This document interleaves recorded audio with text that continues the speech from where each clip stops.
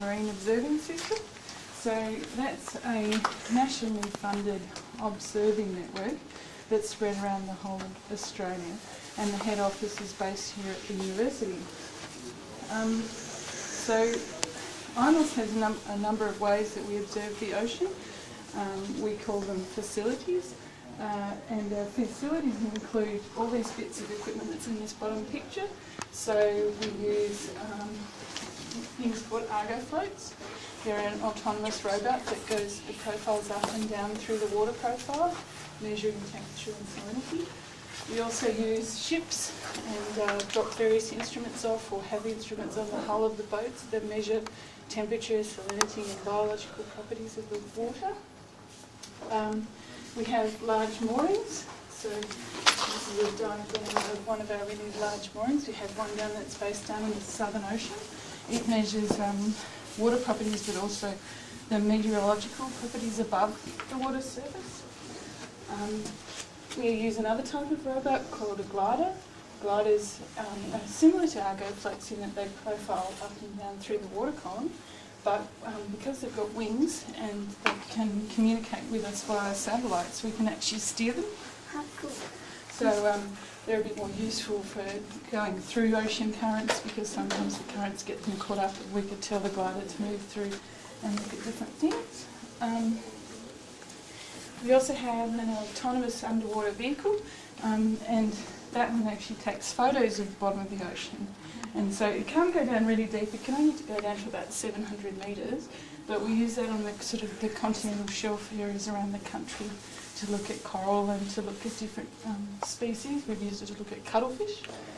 So it's similar to what we've just seen with the octopus, but it's under the water. We have a number of other smaller moorings that are around the country, and we actually have one of those off the coast of Tasmania at Marian Island. I don't know if you know where Marian Island is, but it's halfway up the east coast.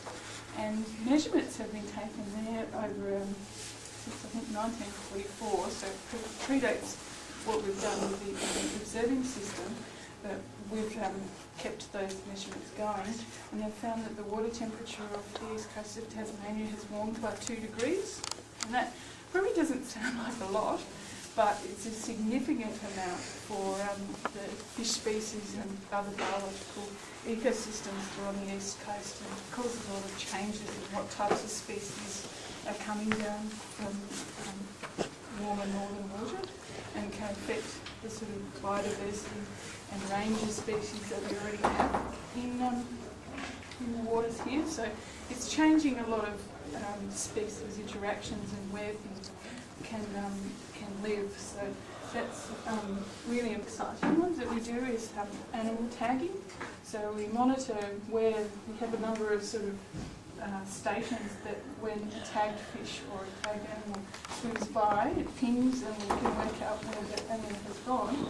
But we're also tagging elephant seals and some sea lions, and they are helping us understand the properties of the ocean in places that we can't put some of our robots. So our robots, the Argo floats, don't work that well under ice. They tend to get, when they're trying to come back up to send us the information through the satellite, they get a bit stuck, and they can't then transmit, so they're not very useful.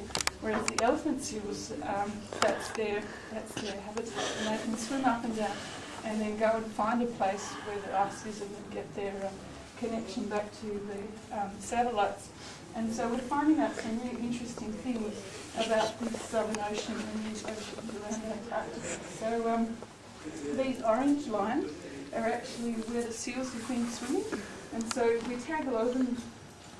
I think that one's Macquarie Island, so we tag a lot of them in Macquarie Island. You can see how far they've swum.